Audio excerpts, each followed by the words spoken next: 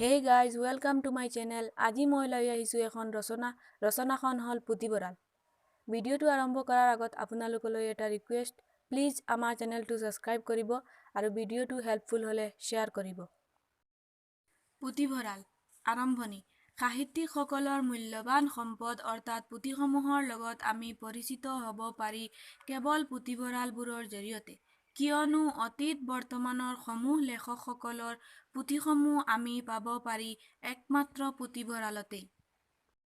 সেয়েহে পুথিভঁৰালক পুথিৰ ভাণ্ডাৰ বুলি ক'ব পাৰি।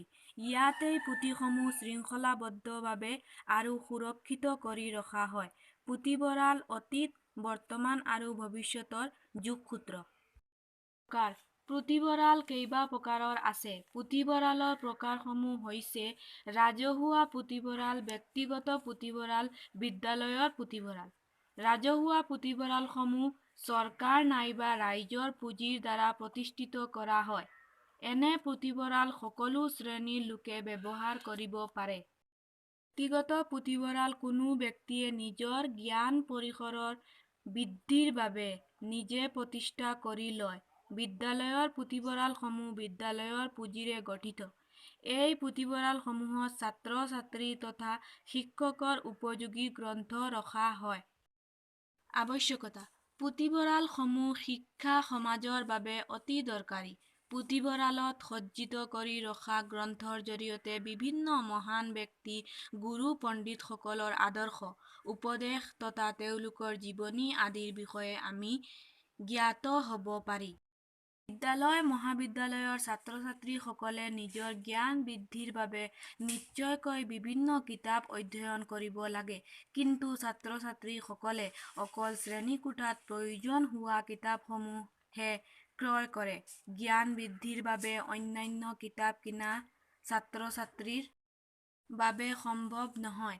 তাৰ বাবে নিশ্চয়কৈ বিদ্যালয় মহাবিদ্যালয় সমূহত পুথিভঁৰাল অতি আৱশ্যক। পুথিভঁৰালৰ পৰা মানৱ সমাজ গুণী জ্ঞানী হয়। লগতে সমাজৰ পৰা অন্ধবিশ্বাস, কুকৰ্ম আদি নোহোৱা হয়। সেইবাবে আমাৰ সমাজত পুথিভঁৰালৰ আৱশ্যকতা আছে বুলি ক'ব পাৰি। সামৰণি মন্তব্য। এখন সমাজ বা এটা জাতিৰ উন্নতি সাধনৰ বাবে অৰ্থাৎ সমাজখন সভ্য বুলি পৰিচিত হ'বৰ বাবে পুথিভঁৰালৰ আৱশ্যক। পুথিভঁৰালৰ জৰিয়তে আমি বিভিন্ন সুবিধা লাভ কৰিব পাৰি। কিন্তু মাত্ৰ কিছু সংখ্যক বিদ্যালয় মহাবিদ্যালয় তথা চহৰীয়া এলেকাবোৰতহে পুথিভঁৰালৰ ব্যৱস্থা থকা দেখা যায়। সাধাৰণতে গাঁৱলীয়া অঞ্চলসমূহত পুথিভঁৰালসমূহৰ সুবিধাৰ পৰা ছাত্ৰ-ছাত্ৰীসকল বঞ্চিত হোৱা দেখা যায়। গতিকে যিবোৰ ঠাইত পুথিভঁৰালৰ ব্যৱস্থা নাই, তেনেবোৰ ঠাইত পুথিভঁৰালৰ ব্যৱস্থা কৰিবলৈ চৰকাৰক আবেদন জনাব লাগে।